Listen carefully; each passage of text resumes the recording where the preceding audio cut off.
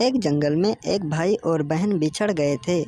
वह एक दिन बातें कर रहे होते हैं कि यार, अब हम इस जंगल से बाहर कैसे जाएंगे? हम लोग तो यहाँ पर फंस गए और क्या करेंगे अब?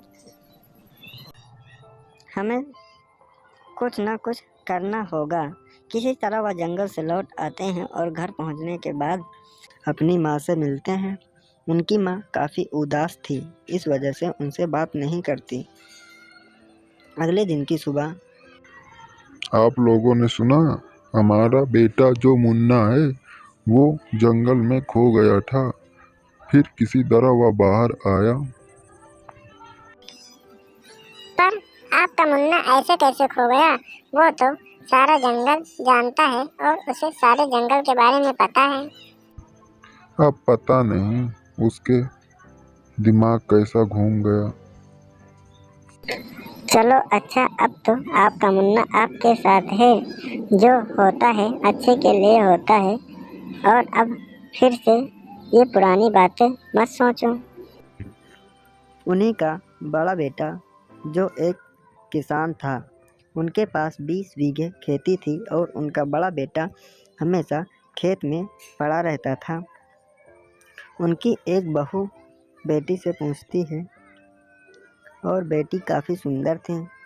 बेटा, आप पापा के साथ कहीं घूमने जाओगे?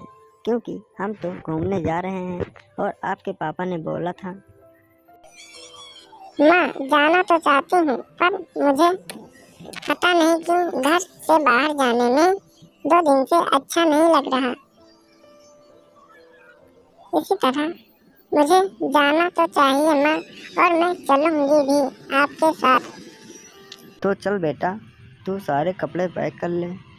घर में सारे लोग इकट्ठा होते हैं, उनकी दोनों बेटी बेटा और तुम लोग पापा के साथ चले जाओ, घूम आओ और मुझे तो जाना नहीं है। और वहाँ से घूमने के बाद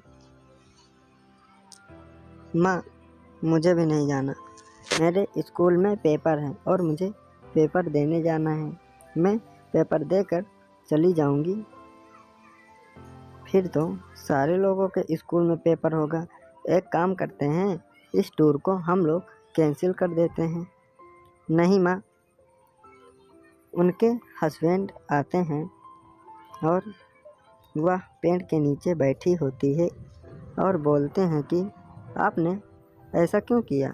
हमने बहुत जिज्ञासा से माँ की आरतियों को गंगा में स्नान कराने के लिए ले जाना था, पर बच्चे तो राजी ही नहीं हो रहे हैं और हम उनकी सौतेली माँ से ज़मीन जायदाद कैसे लिखाएंगे? उनका सिर्फ अपना एक बेटा था।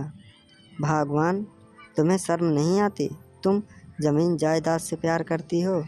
और हाँ माँ, अब हम तुम्हें छोड़ देंगे।